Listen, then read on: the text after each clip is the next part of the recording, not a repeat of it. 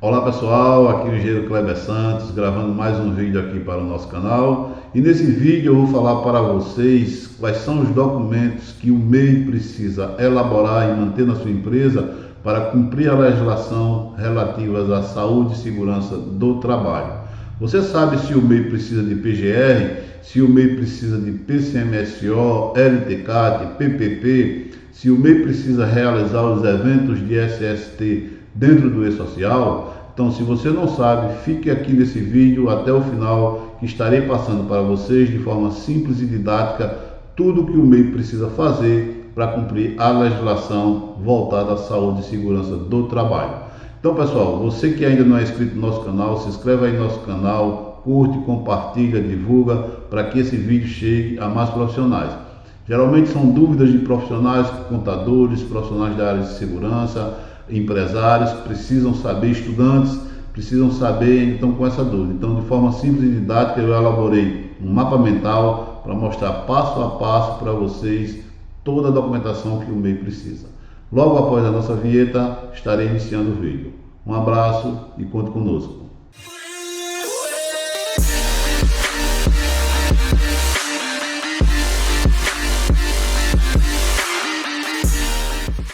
Bom, pessoal, vamos falar sobre a documentação necessária para cumprir a legislação voltada à saúde e segurança do trabalhador.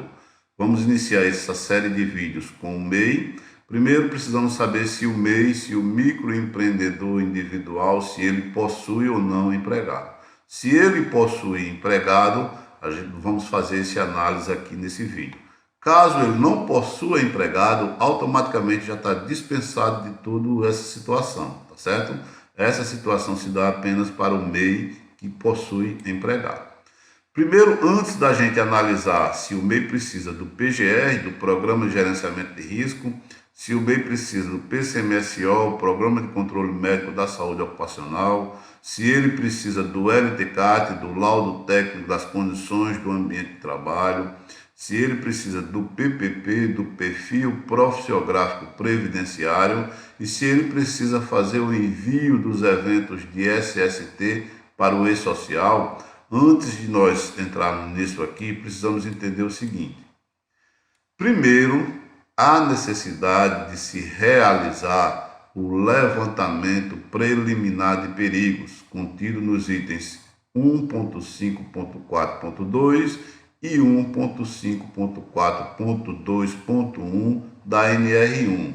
Serve para identificar exposições ocupacionais a agentes físicos, químicos e biológicos no estabelecimento. Então, primeira situação, há necessidade de se identificar, de se fazer um levantamento preliminar de perigo, certo? Para o MEI, o Ministério do Trabalho, ele criou umas fichas MEI. Então, ao invés do MEI precisar contratar um profissional para fazer esse levantamento, o MEI tem as fichas MEI, que é um documento elaborado pelo Ministério do Trabalho e Previdência, que relaciona os principais perigos e riscos presentes nas atividades do MEI, bem como as medidas de prevenção e proteção que devem ser tomadas para garantir sua saúde e integridade física e de seu empregado, de seu trabalhador. Então, se o MEI precisa saber se ele há necessidade de se cumprir a legislação, temos aqui o levantamento preliminar de perigo. Diante desse levantamento, ele basta analisar as fichas MEI. Se caso ele não tenha dentro dessas fichas MEI os riscos, ele pode elaborar uma DIR, a Declaração de Inexistência de Risco. Pode ser emitida por MEI, ME e EPP, grau de risco 1 e 2. Nesse vídeo, estarei falando apenas da documentação necessária para o MEI. Em um outro vídeo, falarei sobre a situação do ME, do microempreendedor, e da empresa EPP, do empreendedor de pequeno porte, tá certo? Nesse agora vamos focar apenas o MEI. Então, essa declaração, essa DI, ela pode ser emitida por MEI, ME ou EPP, cujo grau de risco contido lá na NR4 por intermédio do CNAE for 1 e 2. Caso contrário, a empresa não pode emitir a DI, tá certo? Existe essa condicionante aí. Então, essa DI pode ser emitida quando, no levantamento preliminar de perigo, não identificar exposições ocupacionais a agentes físicos, químicos e biológicos no seu estabelecimento, contidos nos termos do subitem 1.5.4 e 1.5.1 da ANR, da norma regulamentadora número 1. Tá certo? Então, antes de nós falarmos da documentação, precisa saber desses 3 itens. Primeiro, a necessidade do levantamento preliminar de perigo, cujo o MEI pode fazer esse levantamento por intermédio da ficha MEI e, dependendo do resultado, pode-se emitir a DI, a Declaração de Inexistência de Risco. Então, essa DI, para poder chegar nela, precisa ter esses conceitos antes, certo? Então, agora vamos aqui falar sobre cada documento desse. Primeira situação, o MEI e o PGR, o Programa de Gerenciamento de Risco. Todos os MEIs são dispensados de emitir, de elaborar, de preparar o PGR, o Programa de Gerenciamento de Risco. É um programa que vai gerenciar os riscos dentro da empresa, tá certo? Porém, isso não quer dizer que o MEI não vai tomar conta da saúde do seu trabalhador. Ele deve seguir as orientações que estão nas fichas MEI. Como eu já falei, lá na ficha MEI, ele vai identificar a sua atividade, vai ver quais são os riscos da atividade e quais são as medidas de proteções que podem ser tomadas, certo? Dentro do PGR, ele está dispensado. Todos os MEIs estão dispensados de acordo com a legislação. Passando agora para o PCMSO, que é o Programa de Controle Médico da Saúde Ocupacional, para a gente saber se o MEI está dispensado ou não do PCMSO, primeiro precisamos identificar qual o grau de risco do MEI. Esse grau de risco, como já falei, é identificado lá na NR4, na norma regulamentadora número 4. Precisamos lá no anexo 1, ou se for na NR antiga, no quadro 1. Através do CNAE, você vai determinar, vai perceber, vai ver lá qual é o grau de risco da sua atividade, da sua empresa, certo? Então, se sua empresa for grau de risco 1 e 2, e se existir na sua empresa risco físico, químico, biológico e fatores ergonômicos, observem que aqui, para a situação do PCMSO, entra os fatores ergonômicos, NR17. Se existir essa situação na ficha MEI, aí você respondendo essa pergunta, existe risco físico, químico, biológico e fatores ergonômicos na atividade conforme ficha MEI? Se existe, você deve elaborar o PCMSO. Se não existe, o MEI está dispensado de elaboração do PCMSO. Porém, tem uma observação aqui muito importante. A dispensa do PCMSO não desobriga o MEI de realizar os exames médicos e emissão do atestado de saúde ocupacional, o ASO. Então, pessoal, mesmo que o MEI esteja desobrigado de elaborar o PCMSO, se faz necessário que ele emita os atestados, os ASOs, né? Existe o admissional, demissional, mudança de função, retorno ao trabalho e o periódico. Esses atestados, o MEI tem que fazer e tem que fazer o envio, como vamos ver mais na frente, lá na parte do E-Social, ok? Então, já falamos aqui sobre o PGR, todos estão dispensados. Falamos aqui do PCMSO, que vai depender a dispensa, se está ou não, se tem ou não essa dispensa, vai depender do grau de risco da sua atividade. Agora vamos para o LTCAT.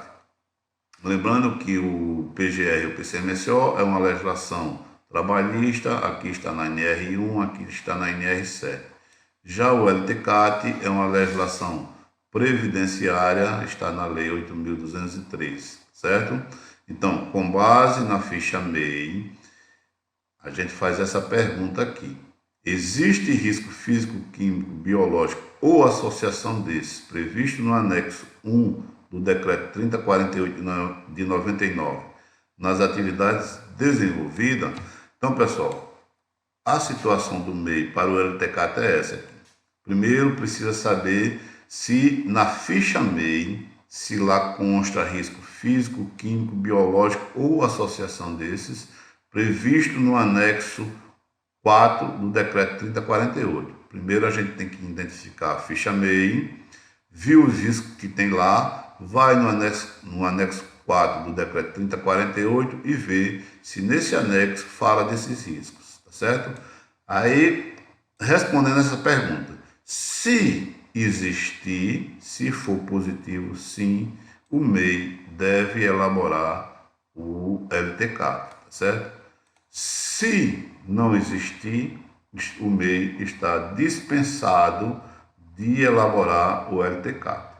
Lembrando sempre que quando eu falo em dispensa, há necessidade de se elaborar a DI, tá certo? Só para não esquecer. Sempre que falar em dispensa, há necessidade de elaboração da DI, ok?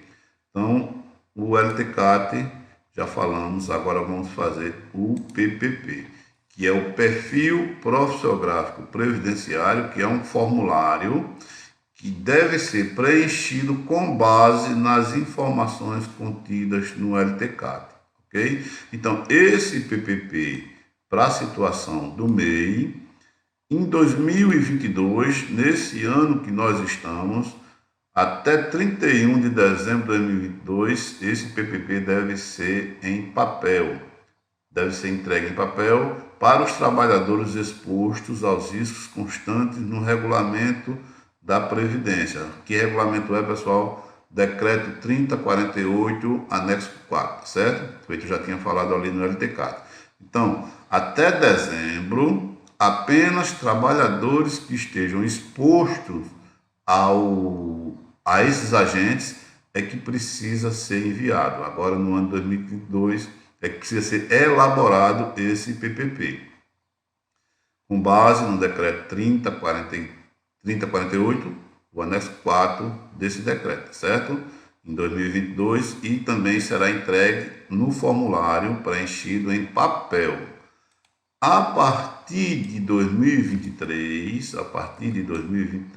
o PPP passa a ser, a partir de 1º de janeiro de 2023, passa a ser obrigatório para todos os trabalhadores, de forma digital, por intermédio do evento S2240 do E-Social. Então, a partir de 2023, não são apenas os trabalhadores que estão expostos àqueles riscos contidos no decreto 3048, o regulamento da Previdência. A partir de 2023, todos, independente se está exposto a risco ou não, há necessidade de se emitir o PPP e não será mais em papel. Será de forma eletrônica, como vamos ver aí, dentro do E-Social, ok? Então, já falamos aqui desses eventos, agora vamos fechar toda a situação com a necessidade do E-Social.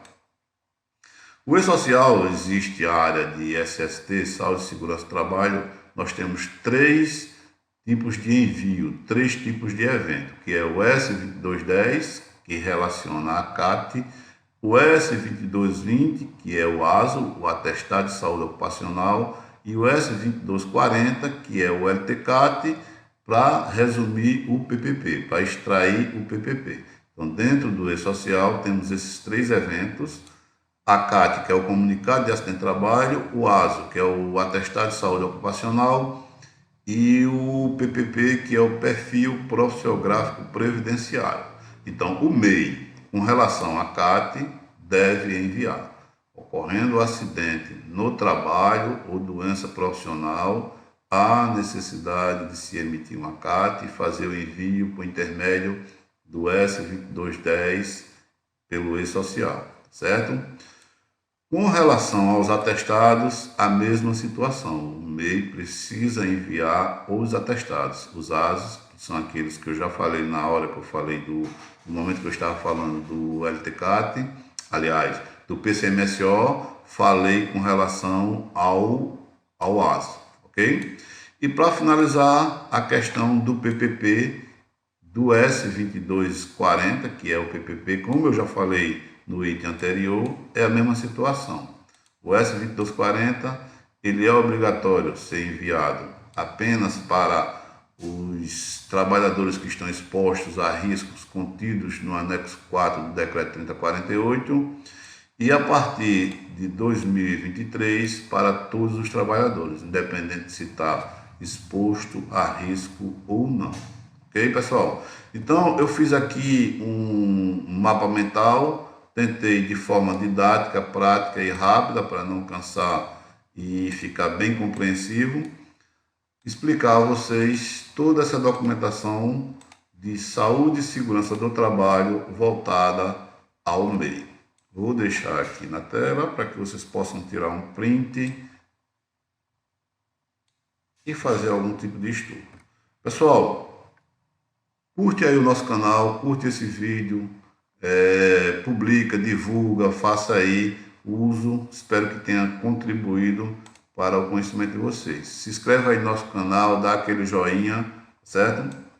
E até o próximo vídeo, que vai ser sobre ME e EPP. Um abraço a todos, pessoal.